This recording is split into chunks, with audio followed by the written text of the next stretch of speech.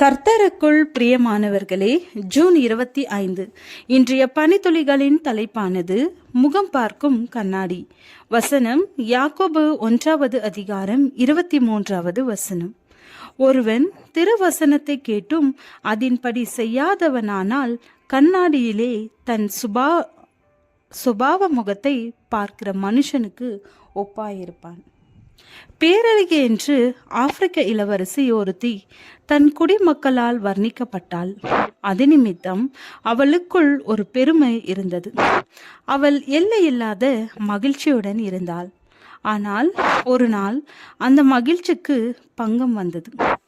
ஒரு நாள் அவள் தன் நாட்டிற்கு வந்த ஒரு வியாபாரியிடம் முகம் பார்க்கும் கண்ணாடி ஒன்றை விலைக்கு வாங்கினாள். அதில் தன் முகத்தை பார்த்தபோது மிகுந்த அதிர்ச்சி அடைந்தாள்.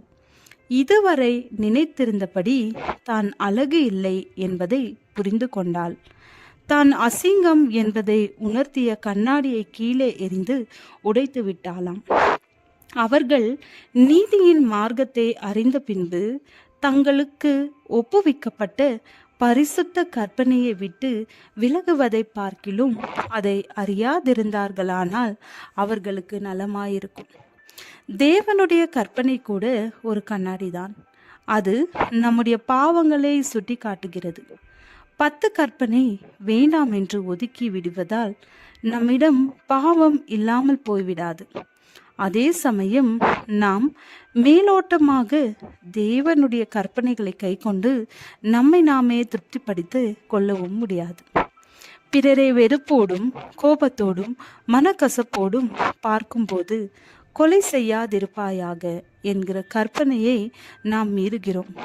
இப்படி அனுதின வாழ்க்கையில் நாம் அவருடைய கற்பனைகளை மீறி நாம் அதனை உடைத்து கொண்டிருக்கிறோம். இஸ்ரவேலர் தேவனுடைய பிரமாணத்தை மீறி மோசேயின் மூலமாக அது உடைக்கப்பட்டதைப் போல இன்று நம் வாழ்க்கையின் மீறுதலின் காரணமாக அது உடைக்கப்படுகிறது. சிலர் இந்த பிரமாணத்தை புறக்கணிப்பதால் தங்கள் பாவ வாழ்க்கையில் நிலைத்திருக்கலாம் என்று எண்ணுகின்றனர். ஆனால் அது சாத்தியம் அல்ல. நாம் நமது குறைகளை தேவனுடைய 10 பிரமாணத்தின் மூலமாக அறிந்து கொண்டு அதை கிறிஸ்துவிடத்தில் அறிக்கையிட்டு தேவனோடு ஒப்புரவாகுவோம். 10 கட்டளைகள் தேவனுடைய பிரதிபலிப்பாகும். அவருடைய குணத்தை 10 கட்டளைகளாக நமக்கு கொடுத்திருக்கிறார். அந்த கற்பனைகளை கை கொள்வதனால் அவரை அறிகிறோம். அவரை நாம் அறிந்திருக்கிறோம் என்றால் என்ன?